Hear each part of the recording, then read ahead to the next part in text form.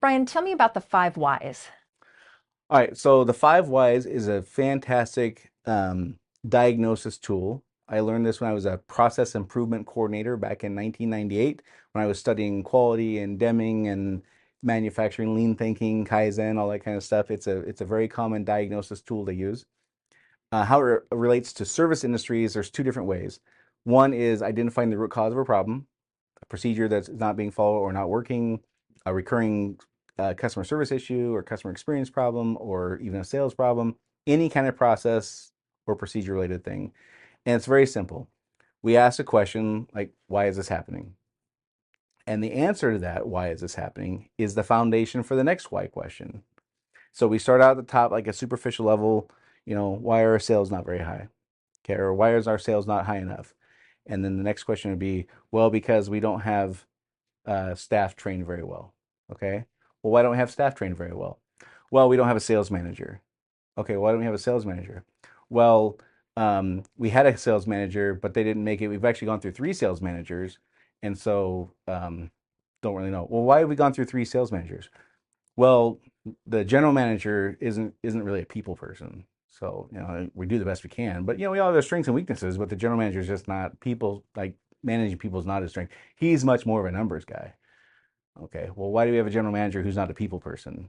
So that would be an example of the five whys in a process procedure thing. The fifth why generally could be four, could be eight, but generally around the fifth why we get the real root cause of our issue.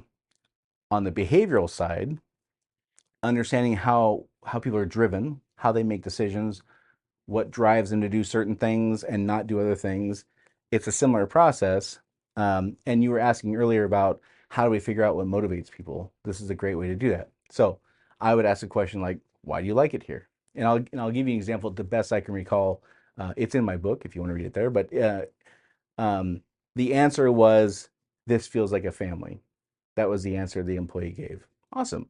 So feeling like a family is important to you? Yes, it sure is.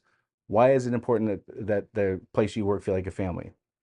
And the answer was, well, I didn't really have that growing up. I lived in a lot of foster homes when I grew up.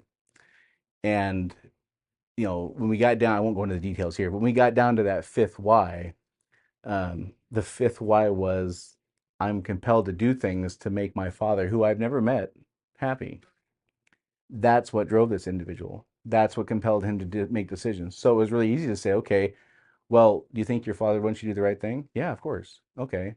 So this thing we've been struggling with that you kind of think is a hassle to do you think it would be beneficial for you to go ahead and do this thing? Yeah, 100%. And it changed the whole conversation because I knew at that point what motivated them. It had nothing to do with salary, had nothing to do with prestige. It was all about, as is for all of us, that 4-year-old kid trying to make our parents happy. Goosebumps. Yeah, yeah. Yeah. So the five whys are great for both process, action, procedural kinds of things, and they're great for understanding how employees make decisions.